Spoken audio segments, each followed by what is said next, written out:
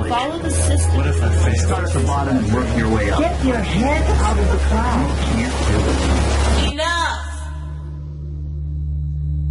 The three forces of evil, also known as foes, are everywhere. They surround us in our daily lives. Foe number one, the system seductively manipulates our minds through radio and television. They shout at us from the podiums and bureaucratic desks of government. Inside our educational institutions, they brainwash us and our children, telling us we're nothing without a piece of paper called a degree.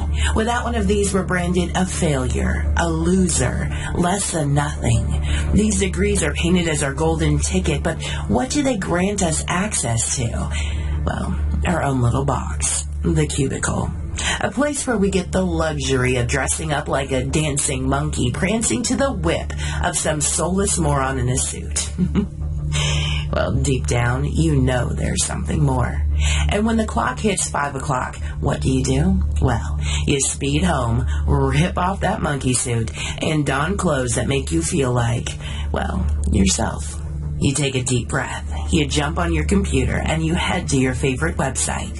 You see the stunning locations you'd someday like to travel to, the house you someday want to live in, the car you someday wish to drive, and the money you someday desire to make. You can barely contain your feelings of excitement, so you pick up the phone and call your friends and family about your big dreams that you someday strive to achieve. And that's when you're confronted with the second force of evil, foe number two, misguided friends and family. You share your dream and you wait to hear the words, "You can do it," and "I believe in you," but instead you hear laughter, followed by the words, "Yep, come back to reality. You'll never have a life like that." You end the call frustrated and just call it a night. As you lay in bed, that's when you hear the voice inside your head. It's the voice of the worst of all of the three foes. Foe number three, yourself. You begin to question yourself, worrying, wondering, is this really possible? Can I really do this? What's the point? There's nothing special about me. Should I just give up? Tossing and turning in bed, you finally fall asleep. Where am I supposed to go now? Start at the bottom and work your way up. Get your head out of the clouds. But it doesn't stop there.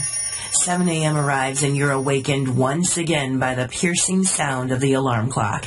Stretched somewhere between reality and the never-ending nightmare that is your life, you say to yourself, someday this will all be over. Something's gotta change. You muster just enough motivation to get out of bed, to again don your monkey suit. You slowly drag yourself to your car. You get in and battle your way through traffic, only to arrive again at that same soul-sucking job that drains every bit of life out of you. Somehow, some way, you find the strength to keep going. You keep telling yourself, someday things will change. Days turn into weeks. Weeks turn into months. Months turn into years. The numbing hopelessness you feel inside continues to press you down, and yet somehow there's a spark of hope inside you that says, someday things will change. Well, isn't it time to turn that someday into today?